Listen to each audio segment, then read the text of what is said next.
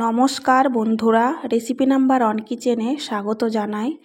আজকে আমি ফুলকপির একটি নতুন রেসিপি করে দেখাবো। ভিডিওটি স্কিপ না করে প্রথম থেকে শেষ পর্যন্ত দেখতে থাকো। নিত্য নতুন রেসিপি পেতে আমার চ্যানেলটিকে সাবস্ক্রাইব করে রেখো।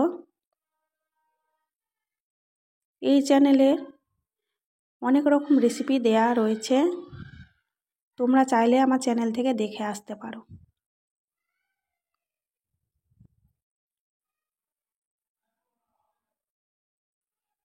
চলো তাহলে শুরু করা যাক।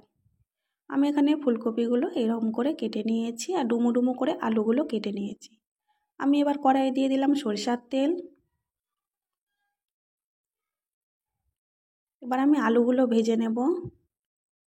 যেহেতু এটা ফুলকপির রেসিপি, তেলের পরিমাণটা একটু বেশিই লাগবে। আর দিয়ে দিলাম সামান্য পরিমাণে হলুদ গুঁড়ো।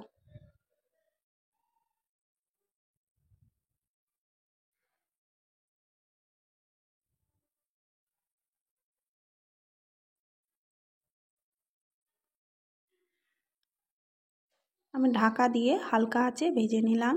এতে করে আলুগুলো অনেকটাই নরম হয়ে গেছে। আমি লালচে করে ভেজে নেব। আলুগুলো ভাজা হয়ে গেছে, এবার আমি তুলে নেব। এবার আমি ফুলকপিগুলো ভেজে নেব।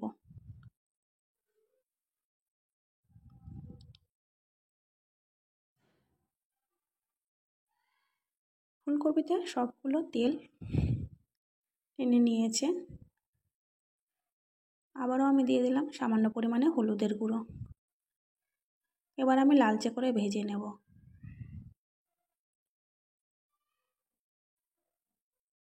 তোমরা চাইলে ফুলকপি আলুগুলো একটু সেদ্ধ করেও জলটা ফেলে দিতে পারো।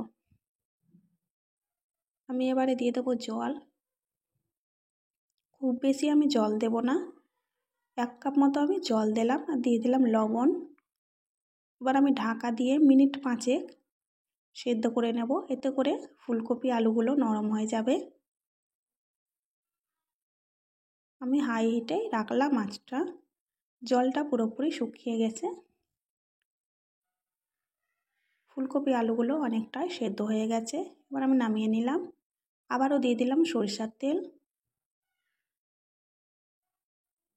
দিয়ে দিলাম একটি মাঝারি সাইজের টমেটো কুচি।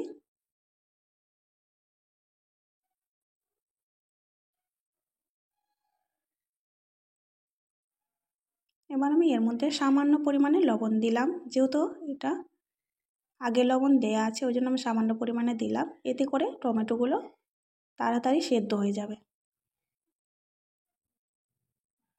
এবারে দিয়ে দিলাম আদা জিরে বাটা। টমেটোগুলো সেদ্ধ হয়ে গেছে বন্ধুরা।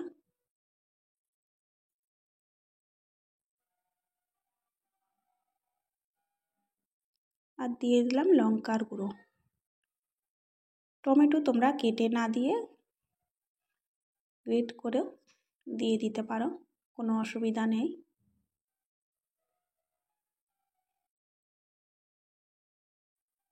মশলাটা এবারে আমি ভালোভাবে কষিয়ে নেব। অল্প উপকরণেই এই রেসিপিটা হয়ে যায় বন্ধুরা। একদম নিরামিষ রেসিপি, তোমরা নিরামিষ দিনে করে নিতে পারো। লুচি কিংবা পরোটা, লুচি সবার সাথে এই রেসিপিটা ভালো লাগে বন্ধুরা।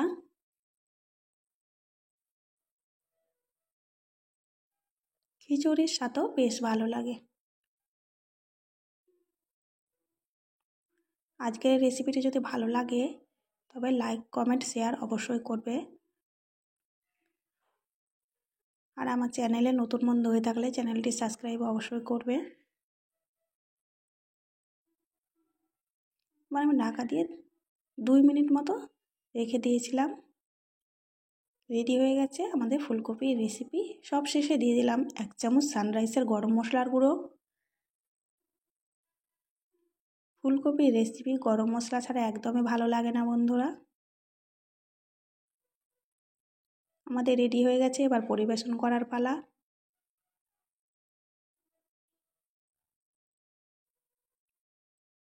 সবাই ভালো থেকো, সুস্থ থেকো। আবারও আমি হাজির হব নতুন কোনো রেসিপি নিয়ে। ততক্ষণ তোমরা দেখতে থাকো, এভাবেই আমাকে তোমরা সাপোর্ট করো।